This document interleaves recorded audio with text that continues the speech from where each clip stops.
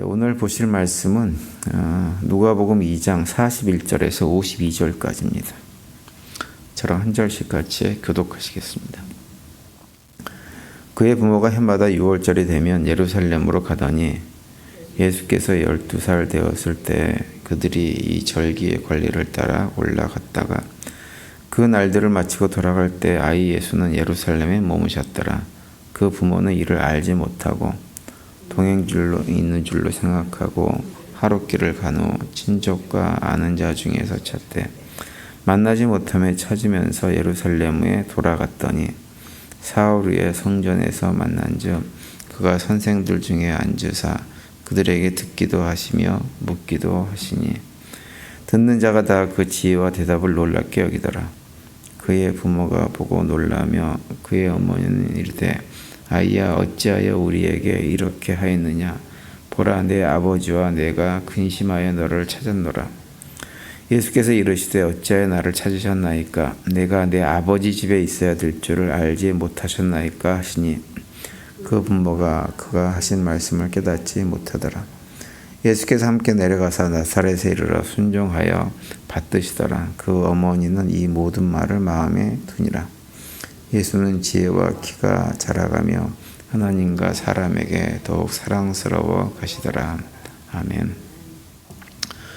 오늘 아침에 우리가 읽은 본문은 이제 예수님께서 어린 시절에 있었던 에피소드가 하나 기록이 되어져 있는 본문인데요.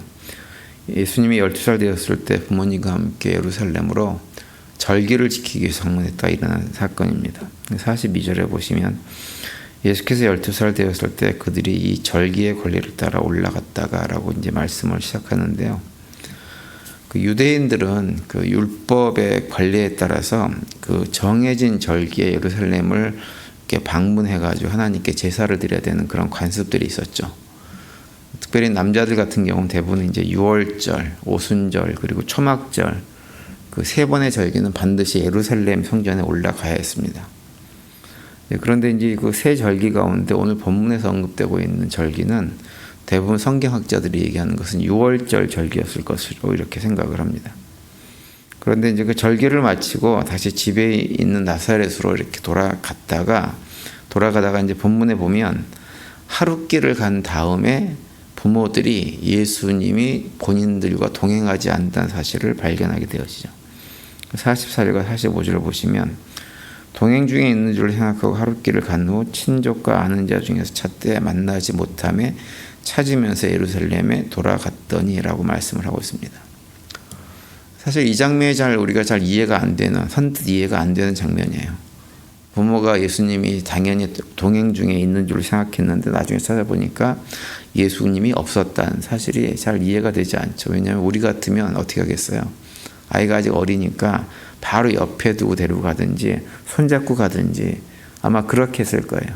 그래서 애가 갑자기 가다가 없어졌다가 하루 만에 발견했다고 하는 것이 선뜻 이해가 되지 않는데요. 이것은 왜 이런 일이 벌어지냐 하면 그 유대인들의 순례 방식 때문에 그렇습니다.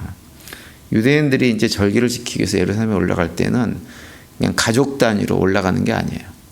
가족이 아니라 한 동네 단위로 거의 올라가다시피 합니다. 그러니까 한 동네에 같은 친척이나 이웃이 있으면 같이 많은 사람들이 무리를 지어가지고 함께 올라갔습니다.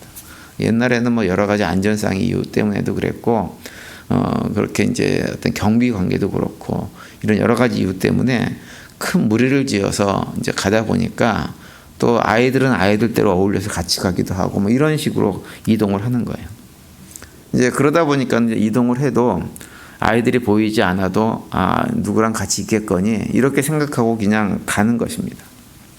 그런데 이제 하룻길을 가고 나서 저녁이 돼가지고 가족들이 다 모일 때가 되었는데 부모님들 예수님의 부모님 마리아와 요셉이 보니까 예수님이 안 보이는 거예요. 그래서 이제 부모가 다시 예수님을 찾아가지고는 예루살렘으로 돌아가서 사흘 만에 예수님을 만났다는 것이 오늘 본문의 내용입니다. 오늘 본문에 이제 간단한 에피소드가 하나 기록되어져 있지만 우리가 좀 깊이 묵상해야 될 내용, 메시지가 있는 본문이 오늘 본문인데 첫 번째는 뭐냐 하면 먼저 우리도 예수님의 부모들처럼 예수님과 떨어져 있으면서도 예수님과 동행하고 있다고 착각을 하고 지내고 있지 않은지를 점검해 볼 필요가 있어요. 우리는 예수님과 동행하는 삶을 살아야 되죠. 그러니까 예수님과 동행하는 삶을 산다고 하는 것은 삶의 자리에서 우리가 무엇을 하든지 그 자리에 예수님이 함께 하시고 또 예수님의 뜻을 생각하고 예수님의 뜻에 따라서 삶을 살아가는 것이 무엇이냐면 예수님과 동행하는 삶을 사는 거예요. 요한계시록 3장 20절에 보면 이런 말, 우리가 잘 아는 말씀이 있죠. 볼지어다 내가 문 밖에 서서 두드리노니 누구든지 내 음성을 듣고 문을 열면 내가 그에게로 들어가 그와 더불어 먹고 그는 나와 더불어 먹으리라, 이렇게 말씀을 하고 계세요. 이 말씀이 우리와 동행하기를 원하시는 예수님의 마음을 그대로 보여주고 있는 대표적인 말씀입니다. 예수님 우리와 함께 먹고 마시기를 원해요. 함께 먹고 마신다는 얘기는 뭐냐면 우리와 함께 삶을 동행하기를 원한다고 하는 거예요. 사실 이 자리에 계신 우리 모두는 예수님을 이미 주님으로 영접한 사람들입니다. 그런데 이제 문제는 뭐냐면 예수님을 영접하긴 했어요. 그런데 영접을 했으면서도 불구하고 예수님과 삶을 동행하기는 좀 부담스럽고 싫어가지고 동행하는 것을 거부하고 살아가고 있지 않은지는 점검을 해봐야 돼요.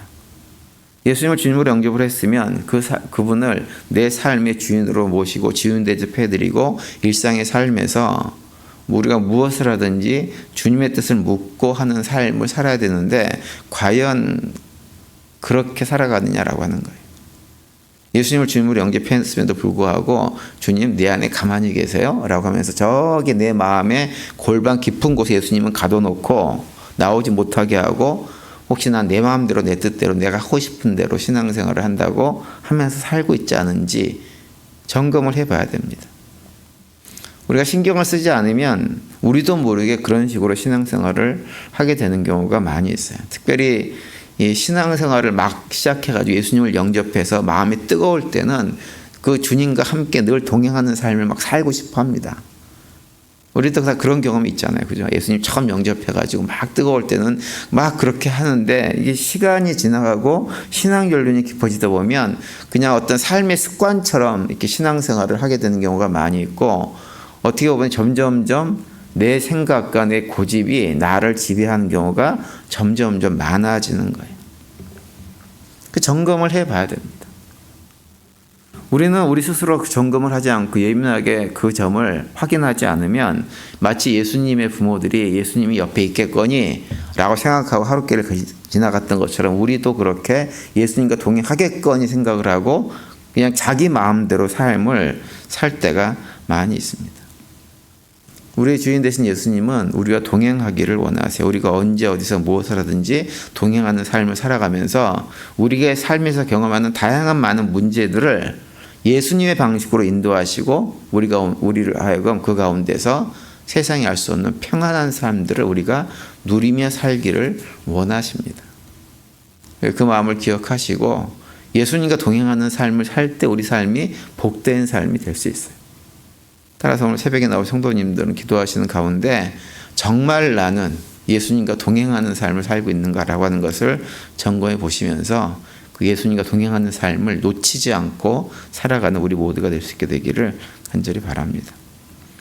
그리고 두 번째로 생각해 볼 것은 뭐냐면 예수님을 잃어버렸다, 예수님이 동행하지 않고 있다고 판단했을 때 보였던 예수님의 부모 요셉과 마리아의 행동입니다.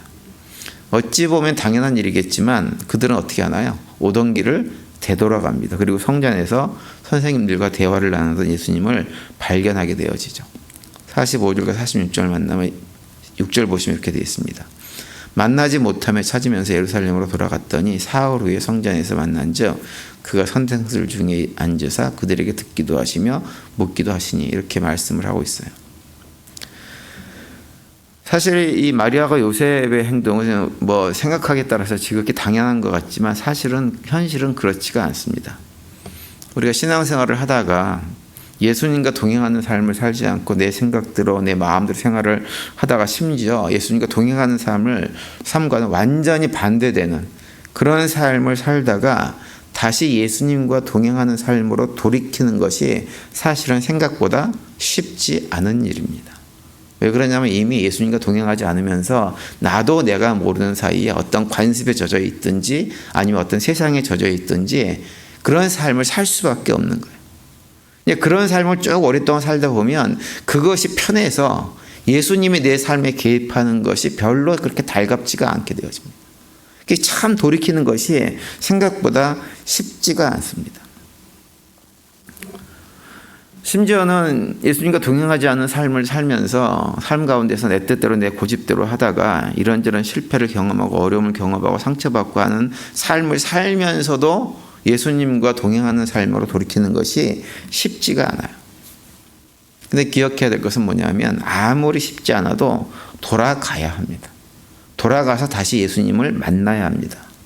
돌아가서 어린아이지만 오늘 본문에 나와 있는 대로 탁월한 랍비들과 대화를 나누면서 그들을 놀랍게 할 정도로 탁월하신 예수님으로부터 우리 삶의 자리에서 일어나는 모든 일들에 대한 응답을 받고 그분의 지도를 받고 살아가는 것이 우리의 삶을 진짜 복되게 만들어주는 거예요.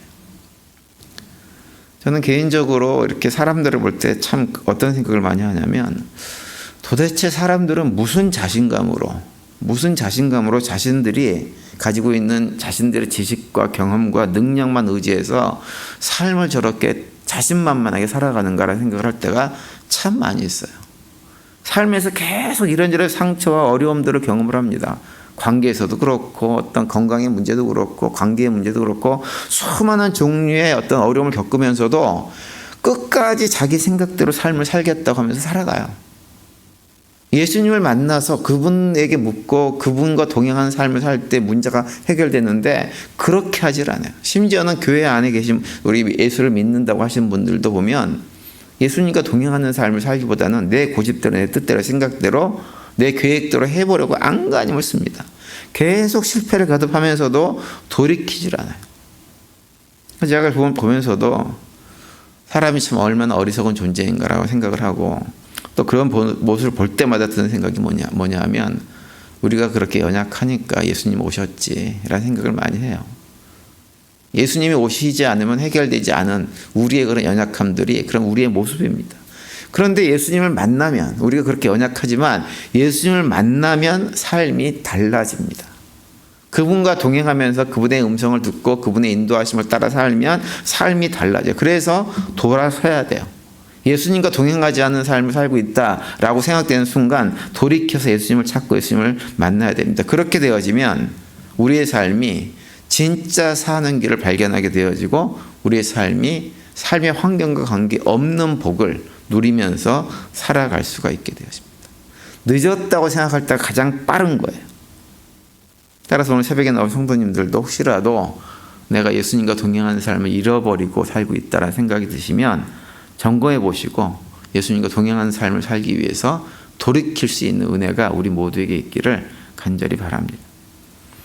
그리고 마지막 세 번째로 우리가 생각해 볼 건 뭐냐면 부모를 만나 예수님께서 부모에게 하신 말씀이에요. 49절 보시면 이렇게 말씀합니다. 예수께서 이르시되 어찌하여 나를 찾으셨나이까 내가 내 아버지 집에 있어야 될 줄을 알지 못하셨나이까 하시니 이렇게 말씀을 하고 있어요.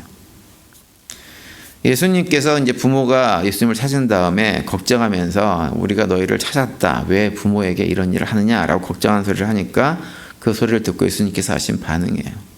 예수님 반응은 뭐냐면 어머니 아버지 내가 어디 있는지를 왜 찾으십니까? 내가 있는 곳은 아버지 집일 수밖에 없지 않습니까? 라고 얘기하는 거예요.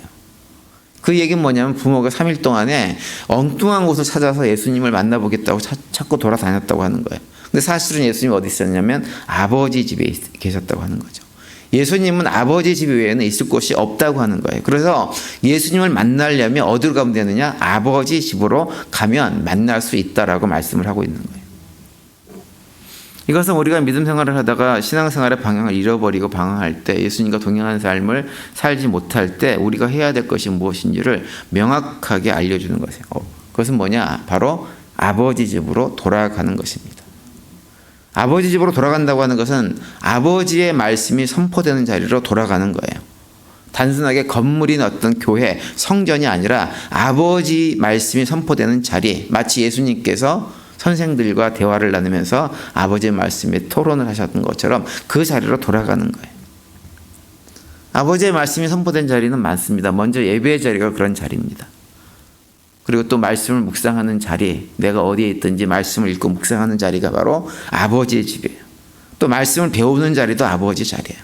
우리가 그런 자리로 가게 되어지면 어떤 일이 벌어지냐면 하나님의 음성을 듣고 하나님의 음성을 통해서 나의 삶이 인도되는 것을 경험하게 되는 거예요. 그 자리가 어디냐? 바로 아버지 집이에요.